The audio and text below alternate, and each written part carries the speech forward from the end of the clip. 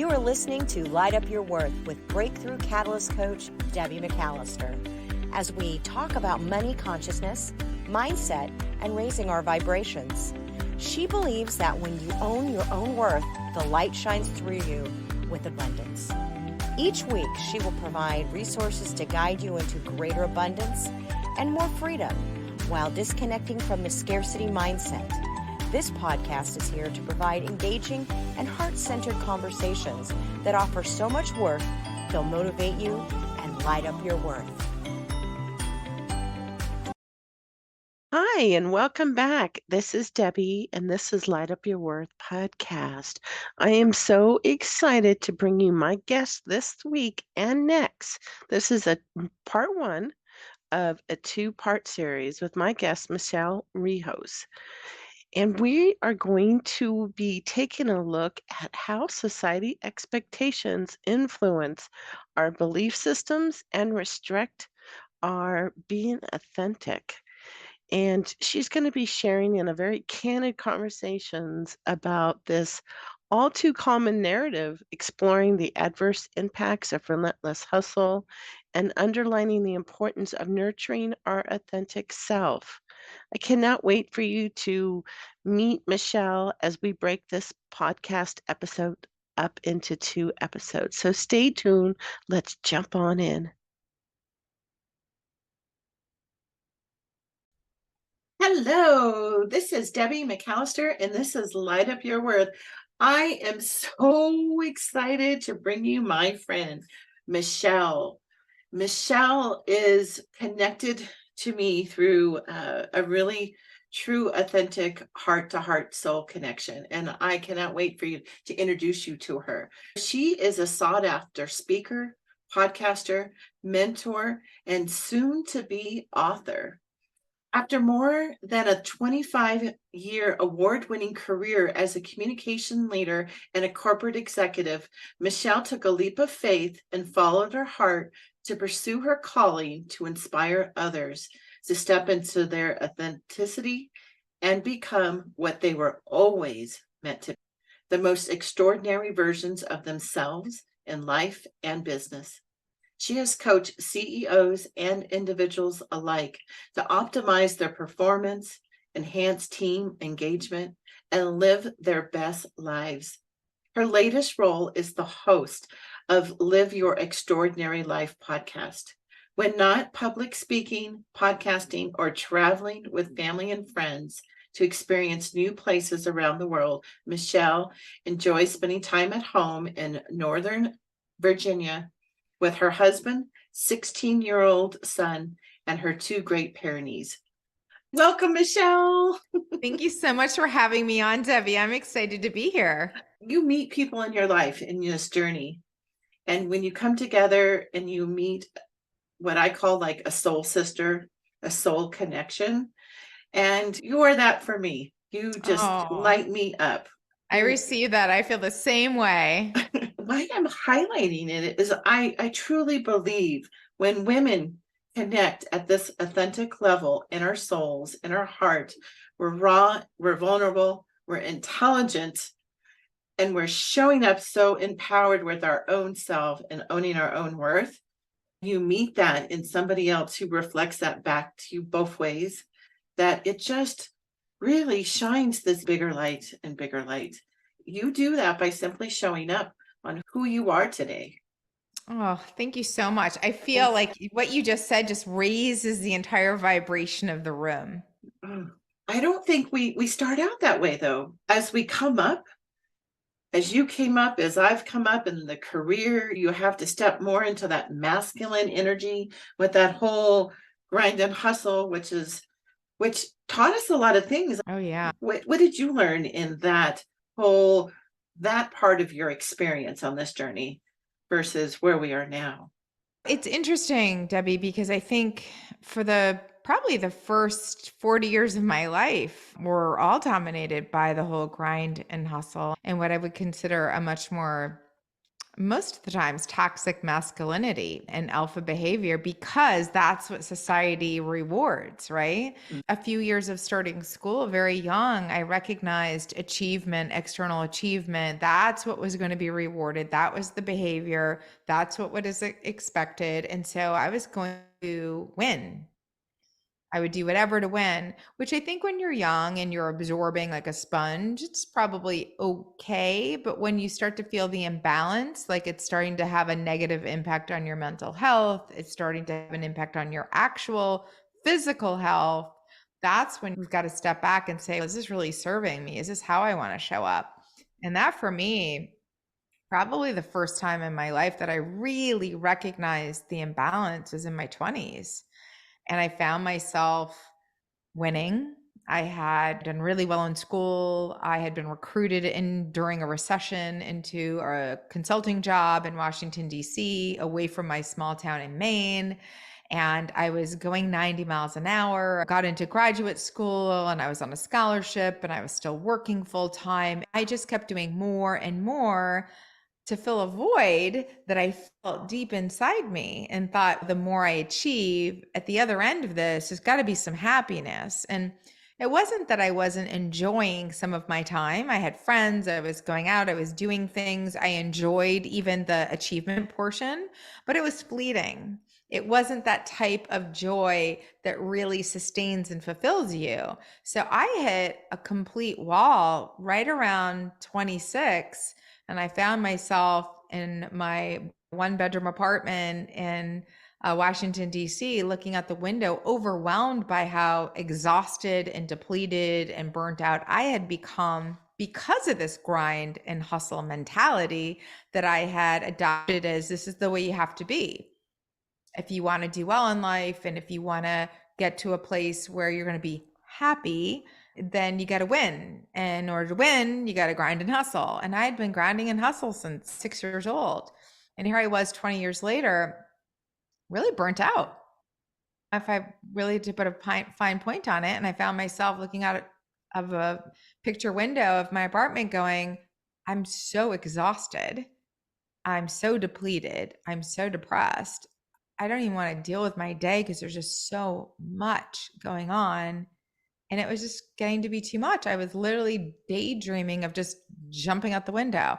Not that I wanted to exit the world, but that it felt, I could feel the alleviation as I visualized just like jumping out of the window and not dealing with the day. And it caught me like, gosh, what am I thinking? This is not who I am. I've got this appetite for life and excitement. And here I am thinking about jumping out a window. Even if I wasn't in the mode of following through with it, it was those kind of thoughts that pulled me back into reality and said, no, something is vastly wrong here.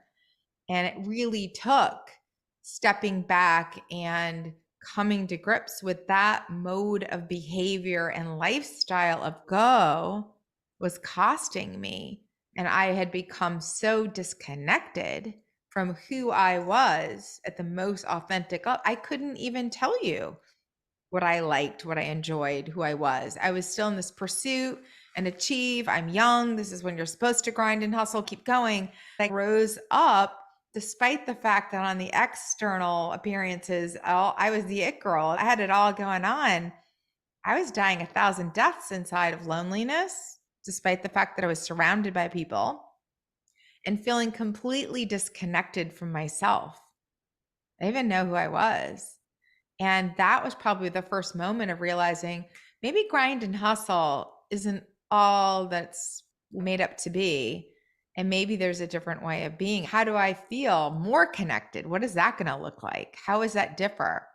I would love to say it was like a light switch and all changed in that moment, but not the case. There was moments of clarity, and that became a time of self-discovery and really understanding that I really wasn't in any sort of spiritual practice. I never made space for being quiet or still. I looked for every answer of my life or my problems or challenges outside of myself.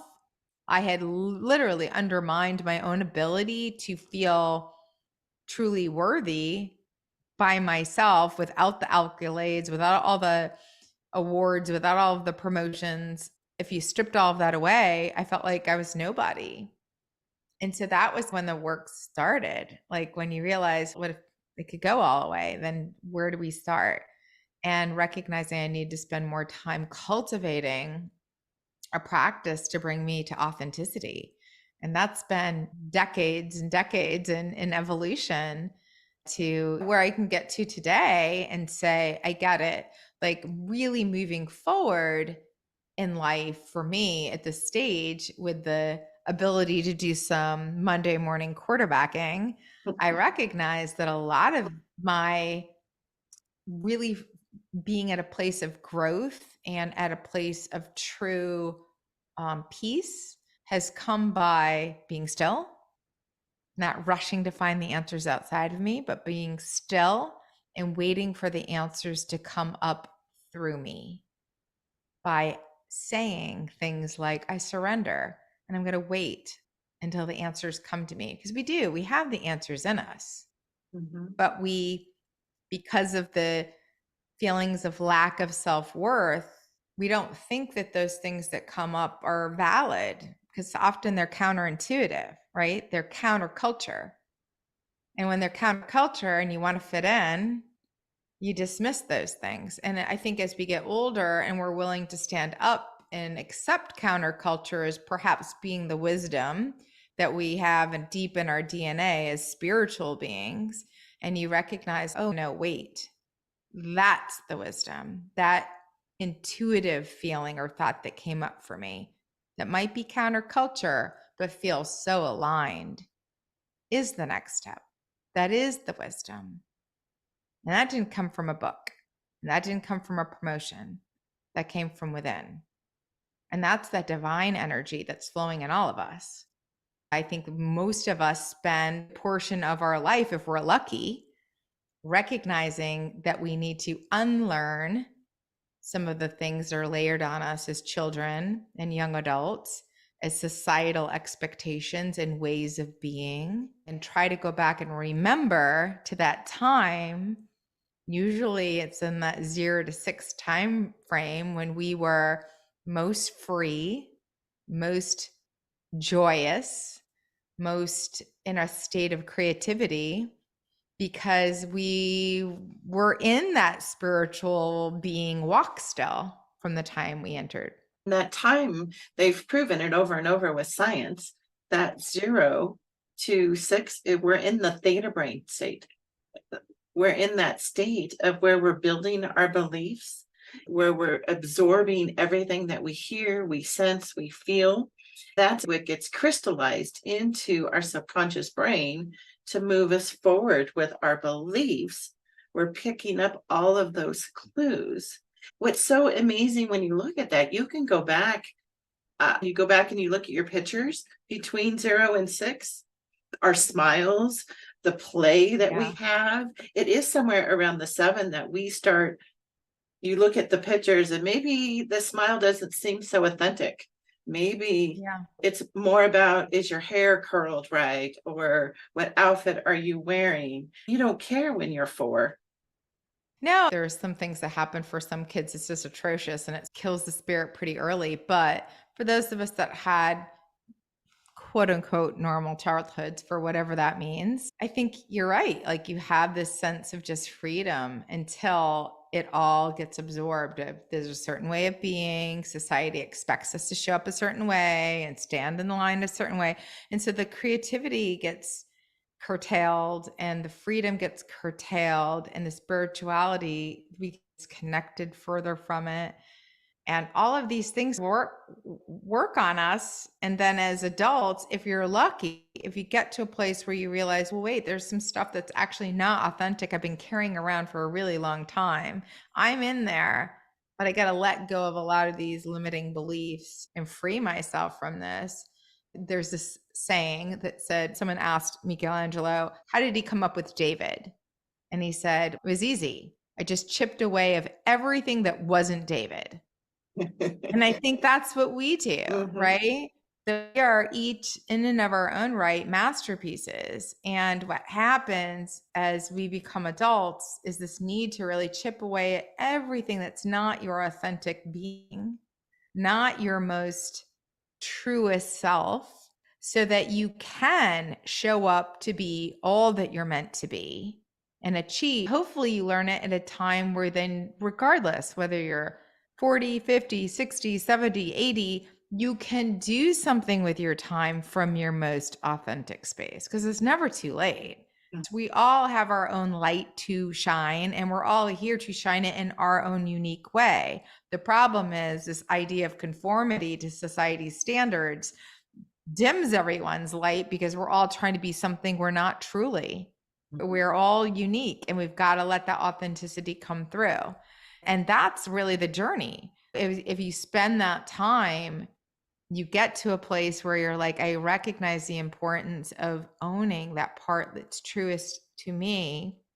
You really have the ability to help really raise the vibe of the entire planet. It sounds big and far-fetched, but it's true.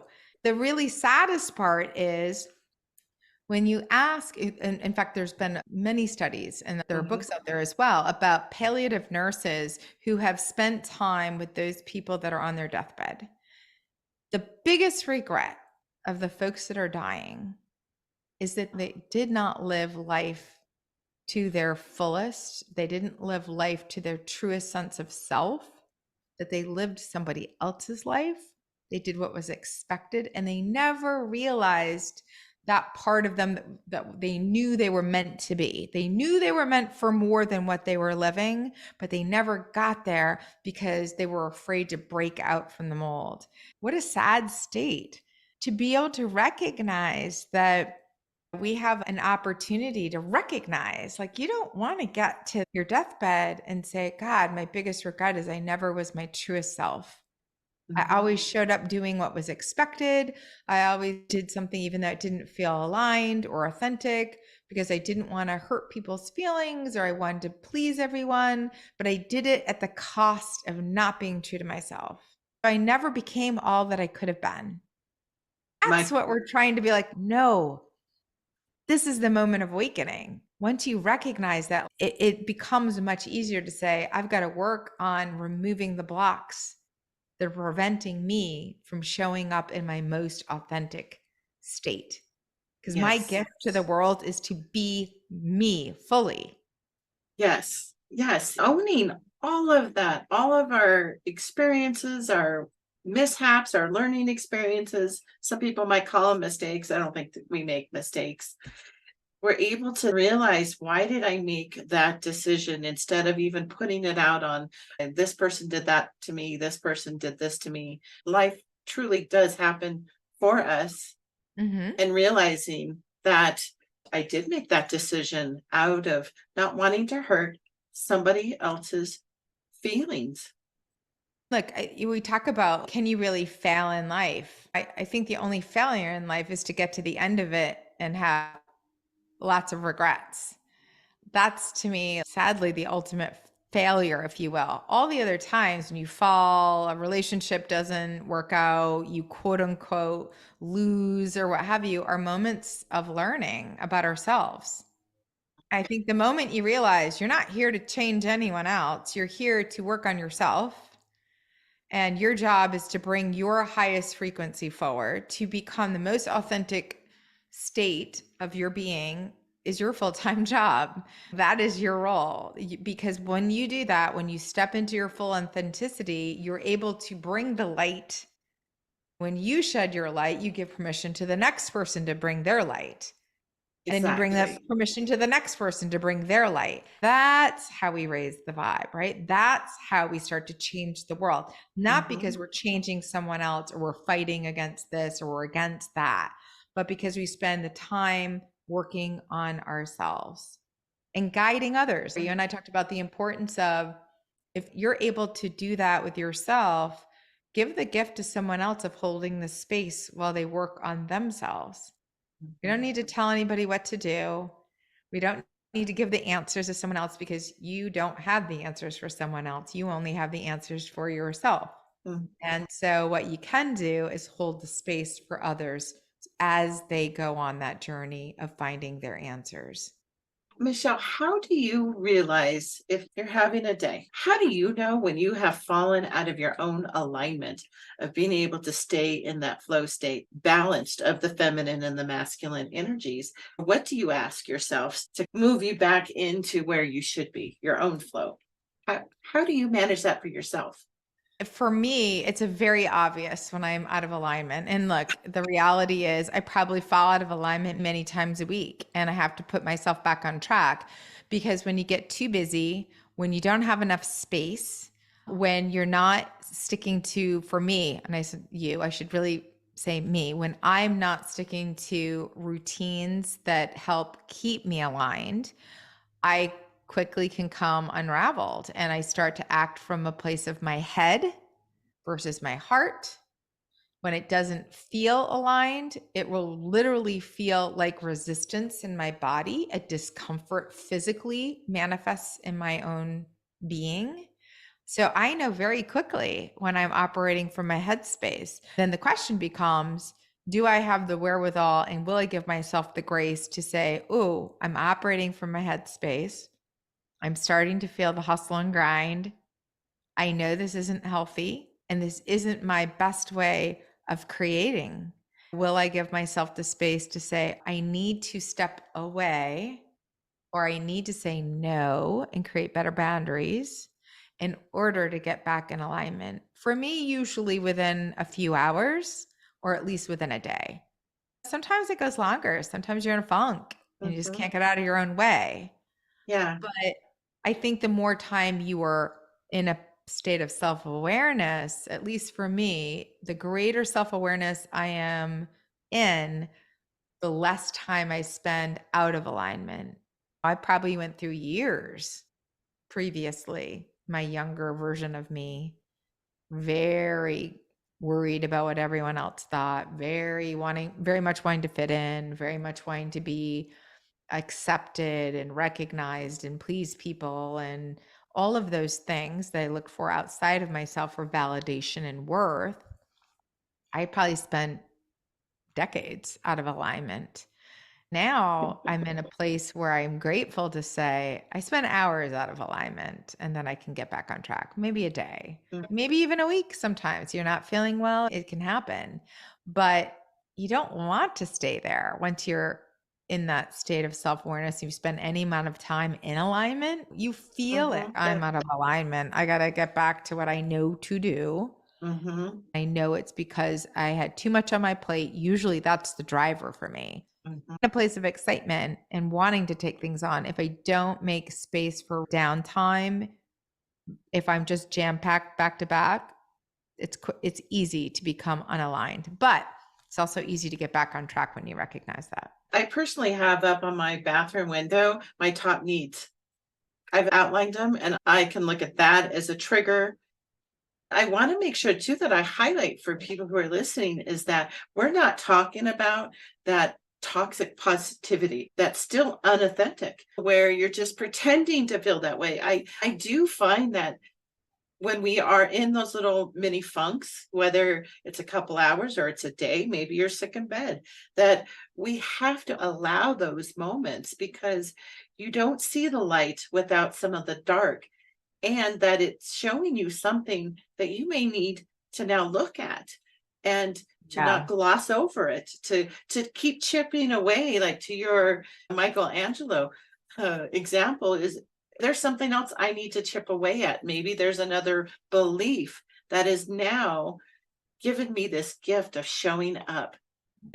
I agree. I don't think we're ever done either. This is a Mhm. state of constant evolution. I don't think, certainly my experience has been when I've had a breakthrough and I'm in this place of alignment, not long far down the track, there's going to be new challenges and a new place of growth that I need to experience. And so inevitably, you're going to go through some challenging feelings, and navigating and allowing yourself to feel what you're experiencing whether it's inadequacy because you're trying something new, whether it's loneliness because you are feeling alone or you haven't spent enough time with others, whatever that is, physically ill because you've been sick, feel the feels and then move on. I think the whole fake it till in a pinch, be in the moment, but you're right, it's not authentic. And so it's not sustainable. And it's something that I think I certainly have used it when I've needed to in a moment of I'm in a meeting or I'm in a situation, I need to get through it, but it's not what sustains me. I can't. I really do need to go back to the basics and say, okay, I've gone through this, kind of, I think, on the other side of this funk, and I need to get back to what I know to be true. And so for me, I know instantly when my ego is shutting me out. I can feel that I start to operate from my head. I tend to ask other people what their opinions are. I tend to start to look outside myself for answers. I start to read a lot more books, and I love books, but I try to remind myself that books and knowledge are for my discernment, not for my solving challenges, that all of that has to reside within me and come through me. And if I get quiet enough and I'm patient enough, I'll know what to do. Your intuitive ability and that divine feminine that we all have, whether we're women or men, if you are quiet enough and listen, you already know. When someone says, what does your gut tell you? You're like, my gut's telling me this, but I don't know, my head. And that's when you need to stop. Okay, what is your gut telling you? That's your intuition. That's the divine wisdom. That's the inspired thought that's coming up for you. That's the place of alignment. Your head is trying to, that's your ego. It's trying to keep you safe, keep you in the same place, keep you small, not venture out and try new things. Like, it's the part of you that's your false self. It's not your true essence. It's almost like I immediately know I'm totally operating from a place of ego. Ugh. I got to go back and rethink that because I actually was acting from that, and I need to retract. Yes. No, it's not serving me. Yes, completely agree. If you enjoyed this Light Up Your Worth episode, be sure to share with a soulful friend who needs to hear this message. Thanks so much for listening and being part of the Light Up Your Worth community. My heart is full of gratitude for you. You are my inspiration to shine the light of spiritual, heart-centered women. Now go out there and shine your own light. Sending you sunshine.